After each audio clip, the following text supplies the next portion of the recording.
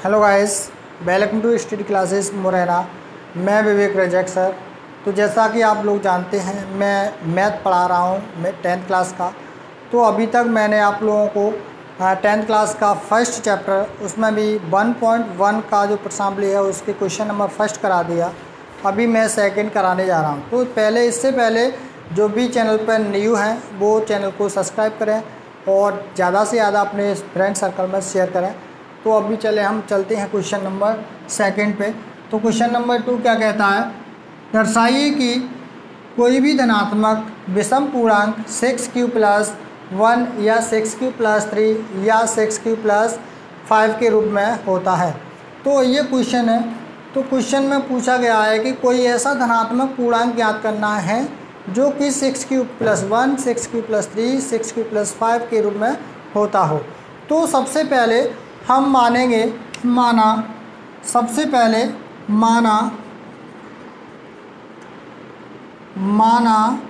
कोई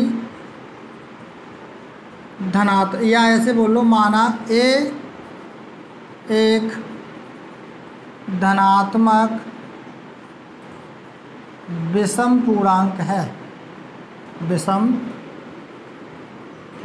है, ये कोई धनात्मक विषम पूर्णांक है तथा भाजक b बराबर, मैंने 6 मान लिया। क्यों माना? क्योंकि यहाँ पर हम देखें 6q+1, 6q+3, 6q+5, q के साथ सभी जगह 6 है। मतलब हमें जो यूक्लिड विभाजन प्रमेय हमने पढ़ी है, यूक्लिड विभाजन प्रमेयिका से, तो प्रमेयिका होती है अपनी a बराबर bq+r। मैंने इसको इक्वेशन फर्स्ट दे दिया, समीकरण नंबर फर्स्ट दे दिया। तो यहाँ पर q के साथ b है और यहाँ पर देखें q के साथ 6 है। तो ये क्या हो गया, अपना भाजक हो गया। क्योंकि यूक्लिड विभाजन क्या कहती है, प्रमेयिका कहती है अपनी कि यहाँ पर ये भाजक होता है जो मैंने b माना है, और ये अपना q है, और ये अपनी रिमाइंडर है, और ये अपना भाज्य है। यानी कि अगर मैं a निकालूं तो a बराबर 6q प्लस, और ये रिमाइंडर यानी शेष पल है वो यहाँ पर ये प्लस हो जाती है। तो ये अपनी क्या है, यूक्लिड विभाजन प्रमेयिका है। क्या है? यूक्लिड विभाजन प्रमेयिका है। तो इसकी बात करें तो यहाँ से हमें क्या मिल गया, ये समीकरण फर्स्ट मिल गया। अब यहाँ से बात करें संभावित शेषफल, तो यहाँ संभावित शेषफल,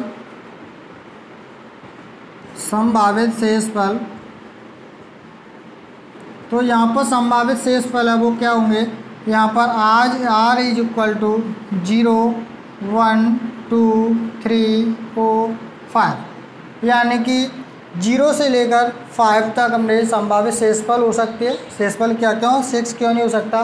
क्योंकि 6 का भाग 6 में जाएगा तो फिर भी 1 बाद जाएगा और शेषफल 0 बचेगा। तो यानी छोटी संख्या, यानी r का मान है वो 6 से छोटा होगा। r का मान है वो 6 से छोटा होगा। अब बात करें यहाँ से कि जब केस फर्स्ट लगाएं, अगर मैं केस फर्स्ट लगाएं, जब r = 0, r का मान अगर 0 रख दें तब a = ये हो जाएगा 6q+0, यानी r का मान कितना है, 0, और 6q+1 यानी 6q+, तो ये अपना, अगर मैं बात करूँ इसको थोड़ा सा और आगे बढ़ाएं तो 6q हो जाएगा। a बराबर कितना हो जाएगा, a बराबर अपना हो जाएगा 6q। ठीक है, तो ये क्या अपनी सम संख्या है, सम पूर्णांक है।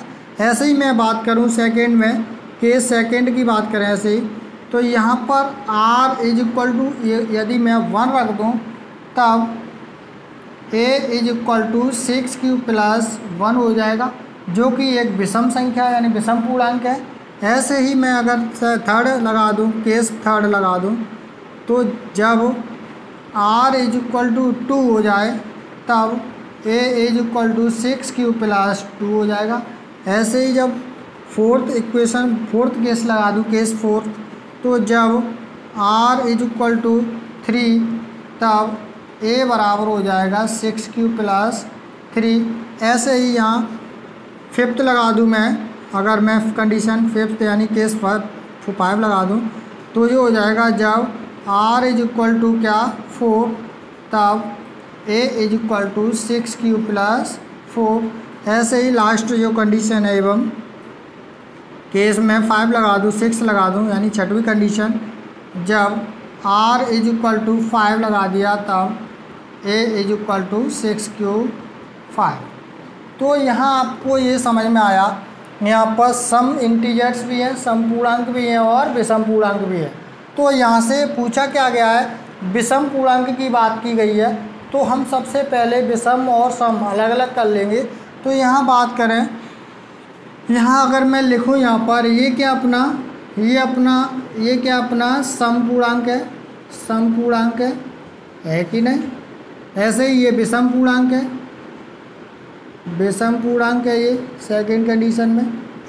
ऐसे ही यहाँ पर ये 2 आ गया, यानी ये सम पूर्णांक। ऐसे ही यहाँ पर ये विषम पूर्णांक। ऐसे ही यहाँ पर ये सम पूर्णांक। ऐसे ही यहाँ पर ये विषम पूर्णांक।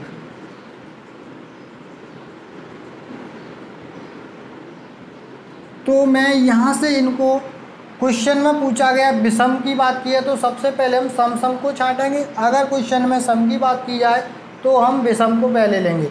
तो यहाँ पर चूँकि 6q, 6q plus 2, 6q plus 4, ये क्या है अपने 6q प्लस 4, ये क्या अपने सभी सम पूर्णांक हैं। क्या है, सम पूर्णांक हैं। क्यों, क्योंकि सभी में 2 गुणनखंड है। 2 गुणनखंड, गुणनखंड का मीन्स सभी में 2 का भाग जा रहा है, यानी 2 से विभाज्य है। ऐसे ही बात करें यहाँ पर इसी प्रकार 6q plus 1, 6q plus 3, 6q plus 5, ये सभी हैं, वो सभी कैसे हैं, विषम पूर्णांक हैं, विषम पूर्णांक हैं। क्यों, क्योंकि इनमें 2 गुणनखंड नहीं है। क्या है, यहाँ पर नहीं है।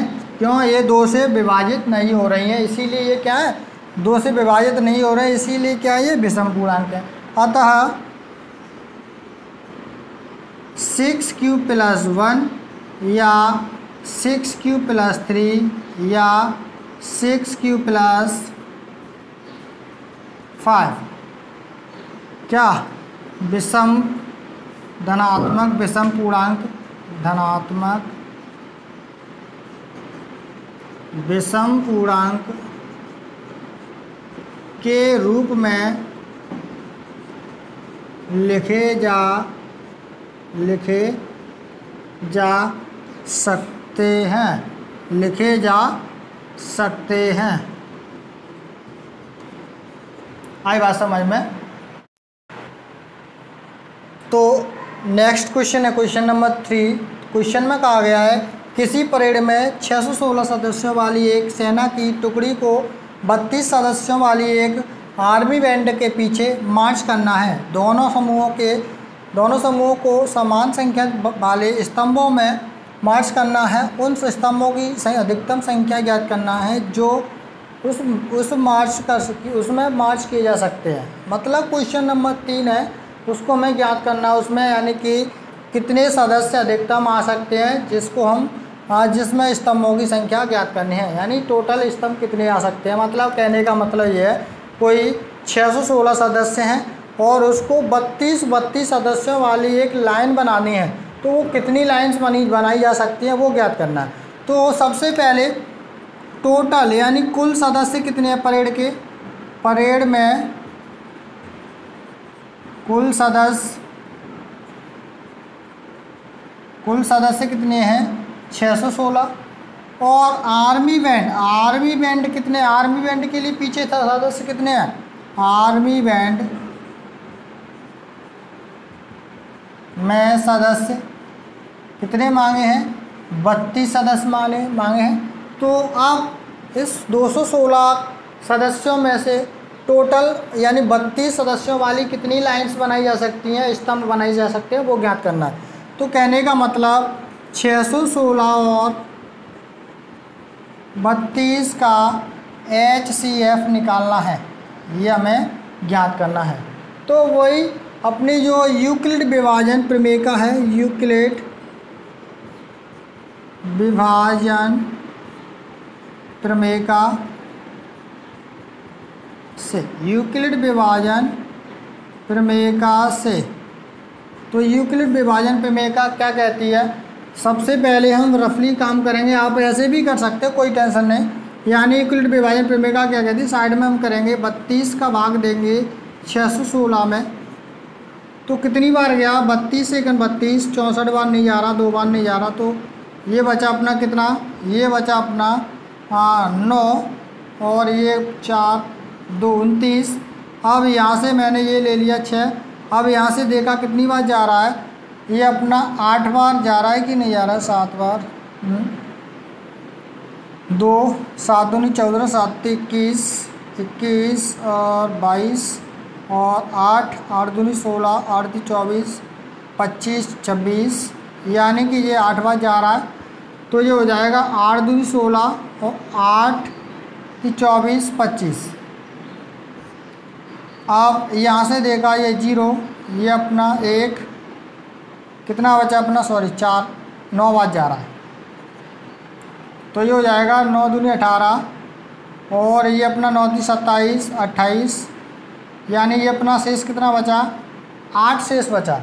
अभी प्रमेयिका क्या कहती है, यूक्लिड विभाजन प्रमेयिका अपनी कहती है कि जब तक भागफल शेषफल 0 ना आ जाए, तो 0 नहीं आ रहा है तो फिर भाग देंगे 32 का, 32 में भाग दिया, ये 4 बार गया, तो ये अपना आ गया 0, यानी शेषफल जब तक 0 नहीं आ जाता तब तक भाग दिया जाता है। तो अब इसको हम क्या यूक्लिड विभाजन प्रमेयिका के रूप में लिखना है, मतलब इसको दर्शाना है। तो सबसे पहले भाग दिया था 616 का, किस में गया था अपना भाग गया था 19 बार, शेष कितना बचा, शेष बचा था अपना 8, कितना बचा था 8। अब 8 का 32 में भाग दिया था दोबारा, तो 32 में भाग दिया था 8 का, कितनी बार गया 4 बार, शेष बचा 0। यहाँ पर r is not equal to 0, r का मान यहाँ पर क्या था, इज नॉट इक्वल टू 0 और यहाँ पर r इज इक्वल टू 0।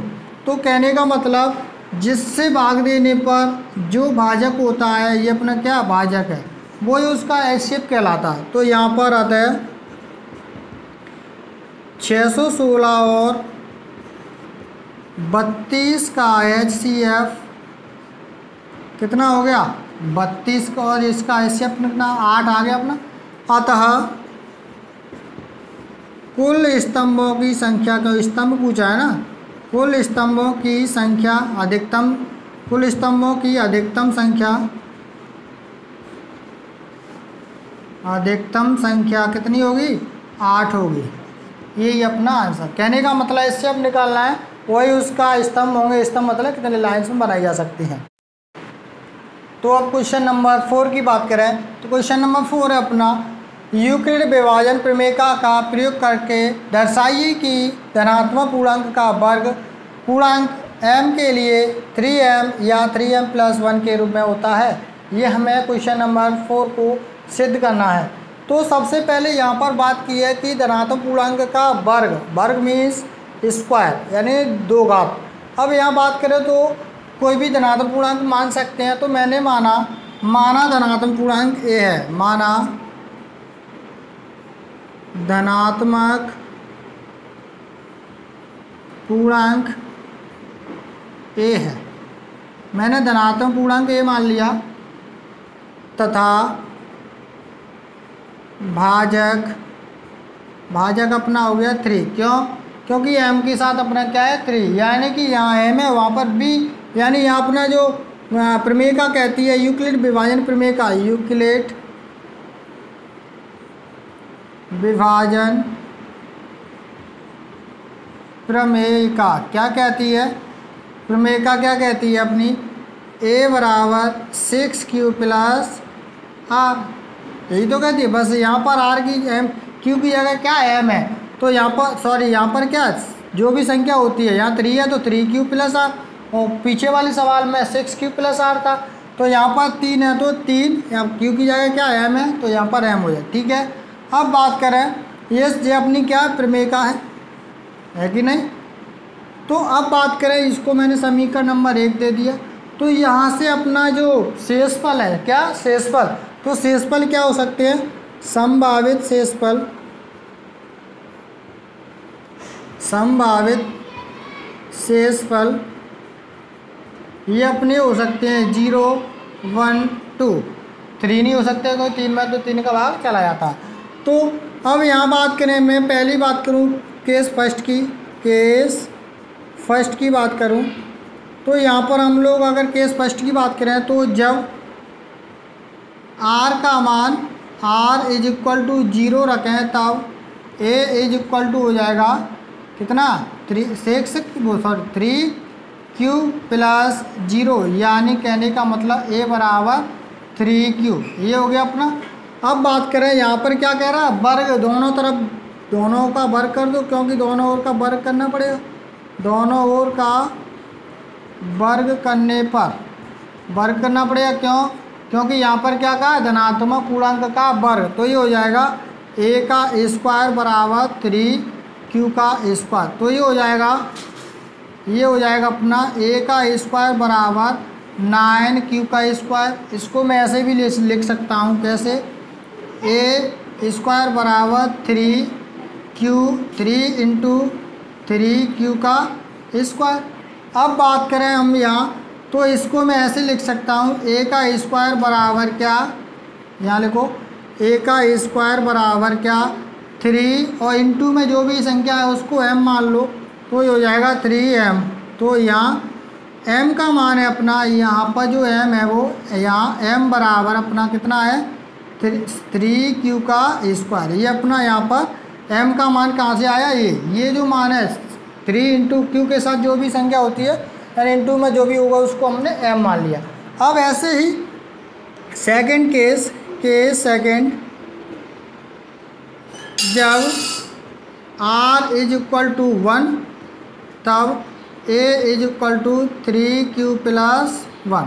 ठीक है, अब दोनों ओर का वर्ग फिर कर दो, दोनों ओर का वर्ग करने पर तो ये हो जाएगा a की घात 2 बराबर 3q प्लस 1 इसकी घात 2। यहाँ का वर्ग किया, लिख दो यहाँ पर दोनों ओर का वर्ग करने पर। ठीक है, अभी अगर मैं बात करूँ यहाँ से दोनों तरफ का वर्ग किया, अब ये यहाँ तो ये a का स्क्वायर तो a स्क्वायर ही रहेगा, बट यहाँ पर ये सूत्र बन रहा है a प्लस b का होल स्क्वायर, तो ये हो जाएगा a का स्क्वायर प्लस b का स्क्वायर प्लस 2ab, यानी 2 इंटू a का मान 3q इंटू b का मान 1। यहाँ पर हमने सूत्र लगा दिए a प्लस b का होल स्क्वायर बराबर a square plus b square plus 2ab। ठीक है, अभी यहाँ से अगर हम इसको खोलें तो ये हो जाएगा a स्क्वायर बराबर जे में 3q का स्क्वायर, जैसे मैंने ये खोला था डायरेक्ट खोल रहा हूँ मैं, 3 इंटू 3q का स्क्वायर प्लस 1 का स्क्वायर 1 ही होता है, प्लस ये मैंने इसको लिख दिया 3 इंटू 2q, यानी 2 को q के साथ लिख दिया, q को 3 को बाहर निकाल दिया और 1 का गुणा किया। ठीक है, अब मैं यहाँ इसको ऐसे लिख दूँ, 3 कॉमन ले लूँ यहाँ से, aq बराबर 3 स्क्वायर है, यहाँ से कॉमन लिया 3, तो ये बचा 3q का स्क्वायर प्लस यहाँ से 3 बाहर आ गया तो कितना बचा? 2q बचा, प्लस ये इसमें से कॉमन नहीं लिया, ये कोष्टक के बाहर 1 रहेगा। ठीक है, ये अब मैंने बात की 3 के साथ जो भी संख्या इंटू में होता है उसको हम क्या मानते थे? m मानते थे। तो ये हो जाएगा ए का स्क्वायर बराबर 3m प्लस ये वाला 1। यहाँ ये m बराबर क्या हो गया, यहाँ m का मान है अपना टोटल, ये m है वो इसका मान, ये रहा टोटल कितना 3q का स्क्वायर प्लस 2q, ये अपना m का मान है। अब बात करें ऐसे ही तीसरी कंडीशन, अगर मैं बात करूँ तीसरी कंडीशन लगाऊँ केस 3, तो यहाँ पर r बराबर 1 रखा था, यहाँ पर r बराबर 0। अब r बराबर मैं यहाँ पर क्या रख रहा हूँ, 2 रख रहा हूँ। जब r बराबर कितना 2, तब ये हो जाएगा a = 3q प्लस 2। अब फिर स्क्वायर कर दो, क्योंकि स्क्वायर की बात हो रही है, दोनों तरफ का स्क्वायर करेंगे, दोनों ओर का वर्ग करने पर, तो वर्ग करेंगे तो ये हो जाएगा अपना a⁻² बराबर 3q प्लस 2 का स्क्वायर। तो ये हो जाएगा a⁻² यानी a स्क्वायर बराबर, ये सूत्र फिर बोलना पड़ेगा, तो ये हो जाएगा a स्क्वायर यानी कि 3q² प्लस b स्क्वायर यानी 2 प्लस 2ab, 2 × a का मान 3q × 2 यानी ये हो गया 2ab। यहाँ पर फिर वही सूत्र लिख दो, a square a plus b का होल स्क्वायर, ये होता है अपना, यहाँ पर मैंने यहाँ लिखा a प्लस b का होल स्क्वायर बराबर a square plus b square plus 2ab। ठीक है, ये सूत्र यहाँ बोला। तो अब इसको फिर दोबारा से सॉल्व करें तो ये हो जाएगा a स्क्वायर बराबर ये 3 का स्क्वायर, 3 × 3⁻² यानी ये डायरेक्ट खोला मैंने, ये 2 का वर्ग 4 प्लस ये देखो यहाँ पर मैंने ये इसको ऐसे लिखा 3 × 2 दूनी 4 यानी 4q। अब बात करें इसको, या मैं ऐसे लिख सकता हूँ a स्क्वायर बराबर 3 × 3q² प्लस इसको पहले लिख दिया तो ये हो गया 3 × 4q प्लस इसको मैं 4 को देखो मैं ऐसे लिख सकता हूँ 3 + 1 4 होता।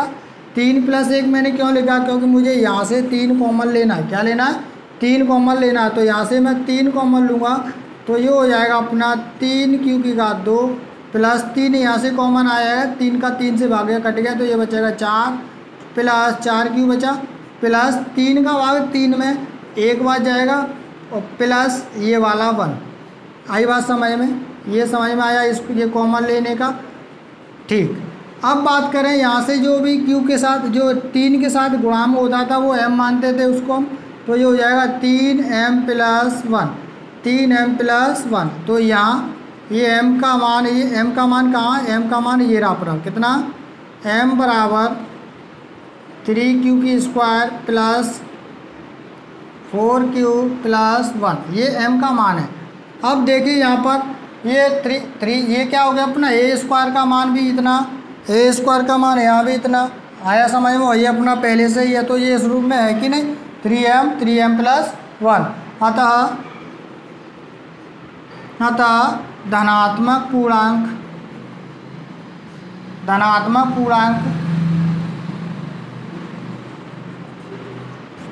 m के लिए 3m या 3m + 1 के रूप में होता है। तो आपको आया समझ में।